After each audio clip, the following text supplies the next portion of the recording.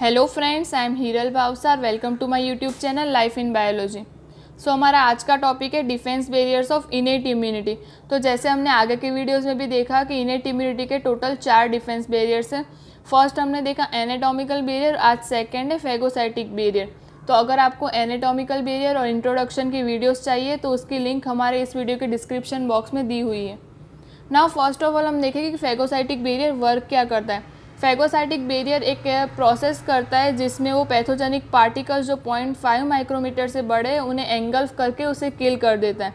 अभी वो pathogenic particles कुछ भी हो सकता है, bacteria, dead tissues, foreign particles, कुछ भी। नाउ इस प्रोसेस को फेगोसाइटोसिस कहा जाता है। तो ये फेगोसाइटोसिस नाम किस चीज़ पे से पड़ा? तो फेगोसाइटोसिस एक ग्रीक लैंग्वेज का वर्ड है, उसका मतलब होता है फेजिन। तो फेजिन का मतलब होता है टू डिवोर।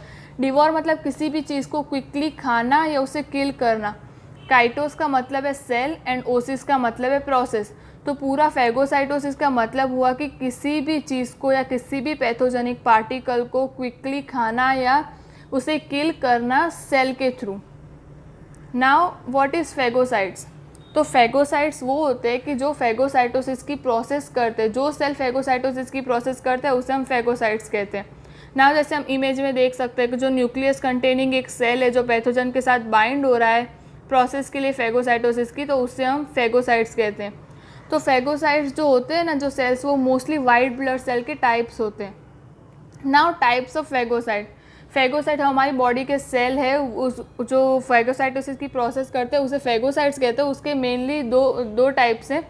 फर्स्ट है प्रोफेशनल फेगोसाइट्स एंड सेकंड है नॉन प्रोफेशनल फेगोसाइट्स।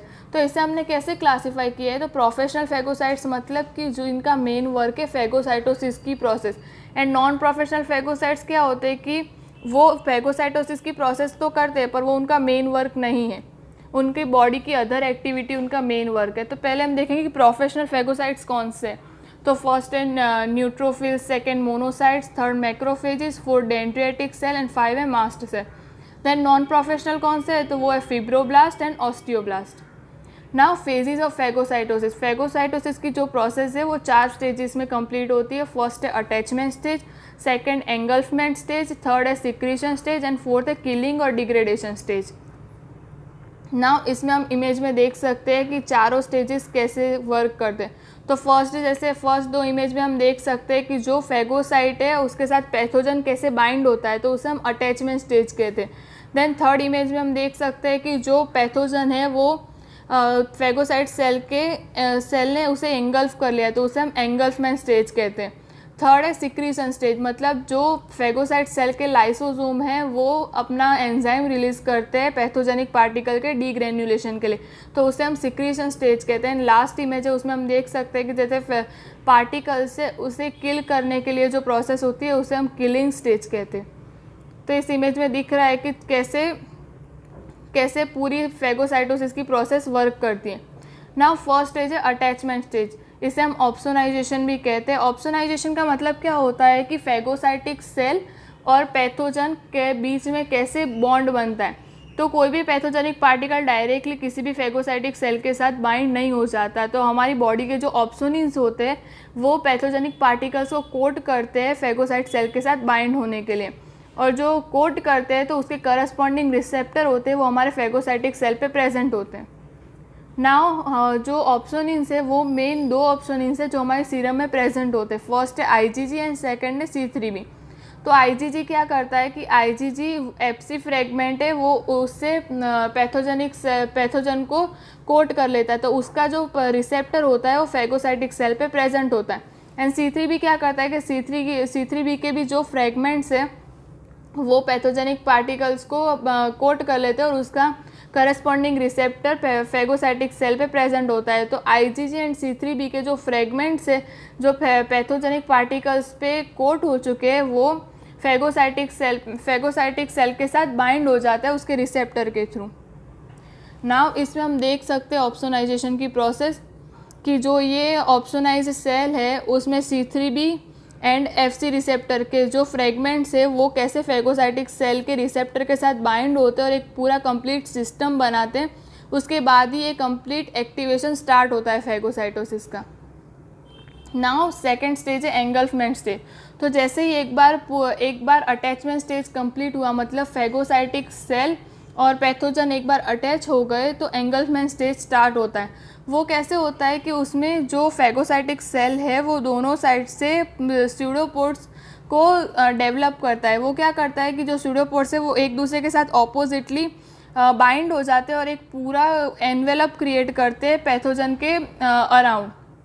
तो वो एक पूरा जो पैथोजन के अराउंड जो एक एनवेलप क्रिएट होता है, उससे क्या होता है कि पैथोजन पूरा सेल के अंदर एंगल्फ हो जाता है। वो पूरा एक चैम्बर क्रिएट कर देते हैं ऑपोजिट साइड एक दूसरे के साथ बाइंड होके। ना इस इमेज में हम देख सकते हैं कि कैसे फेगोसाइटिक सेल ने अपने स्यूडोपोड्स को डेवलप किया और फेगोसाइटिक सेल को एंगल्फ कर लिया।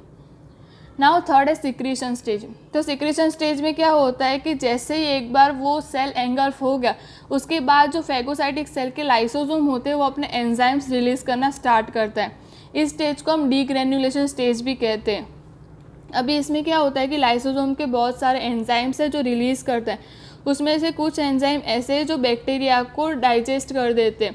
तो ऐसे कौन से जो उसके एंजाइम हैं, तो मैक्रोफेजिस का जो लाइपेज एंजाइम है वो जो कुछ बैक्टीरिया का जो लिपिड मेम्ब्रेन होता है थिक, उसे किल कर देता है। तो बैक्टीरिया उसके आगे वर्क ही नहीं कर पाते। तो ऐसे लाइसोसोम्स अपने एंजाइम्स के थ्रू बैक्टीरिया को किल कर देते हैं। जैसे कि हम इस इमेज में देख सकते हैं कि जो डी पार्ट है उसमें हम देख सकते हैं कि लाइसोसोम ने जैसे ही अपना एंजाइम्स रिलीज किए तो उसका डीग्रेन्युलेशन स्टार्ट हो गया पैथोजेनिक पार्टिकल्स का। नाउ है किलिंग स्टेज। तो किलिंग स्टेज में क्या होता है कि न्यूट्रोफिल्स एंड मैक्रोफेजिस है, उसमें बहुत सारे बैक्टीरियसिडल एजेंट्स प्रेजेंट। बैक्टीरियसिडल एजेंट्स मतलब ऐसे एजेंट्स जो बैक्टीरिया के अगेंस्ट वर्क करते हैं और बैक्टीरिया को किल करने के लिए वर्क करते हैं। तो वो मोस्टली जितने भी पैथोजेनिक पार्टिकल या माइक्रो ऑर्गेनिज्म अभी बचे हैं उनको किल कर देते हैं। अभी जो बैक्टीरिया किल हुए उन्हें डिग्रेड करने के लिए एक हाइड्रोलाइटिक एंजाइम वर्क करता है, जिससे जो पैथोजेनिक पार्टिकल है वो डिग्रेड भी हो जाता है। पर ये कुछ केसेस में कुछ बैक्टीरिया के केसेस में ये वर्क नहीं करता। तो वो कौन से बैक्टीरिया है, वो है ट्यूबरकिल बेसिलाई।